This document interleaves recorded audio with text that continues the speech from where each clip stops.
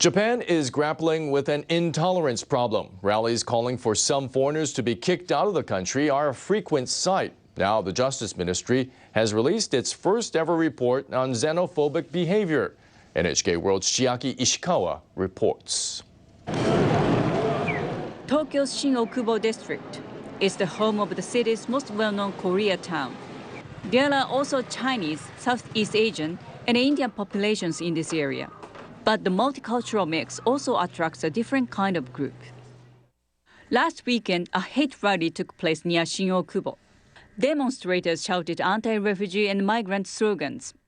They also said Koreans should leave the country. These types of rallies are being held across Japan week in, week out. At other rallies, such messages are often met with resistance by anti-discrimination groups. Hate speech is also rampant on the internet. Video clips showing discriminative campaigns continue to be posted on video sharing sites. A report by the Justice Ministry released on Wednesday recorded more than 1,100 cases of discriminative speech made at rallies and handed out in propaganda across the country from 2012 until last September.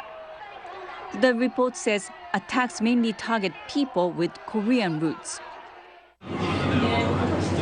This shop worker did not want to use her name. She's Korean and has lived in Japan for 30 years.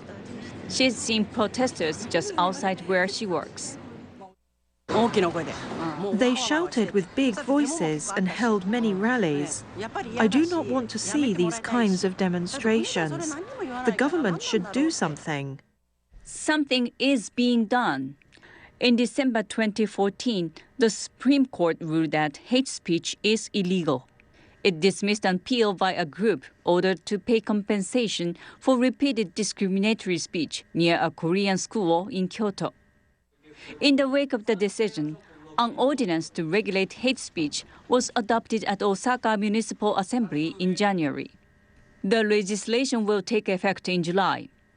At the Diet, Japan's governing coalition parties have worked out a draft bill for the government to do more to raise public awareness against discriminatory speech. This shop employee has worked in Shin-Okubo district for nearly 10 years. He thinks friction between Japanese and non-Japanese cannot be avoided, but he has a pragmatic view. Both sides should get closer. If frictions continue, things will not improve. The Tokyo Olympics are in just 4 years.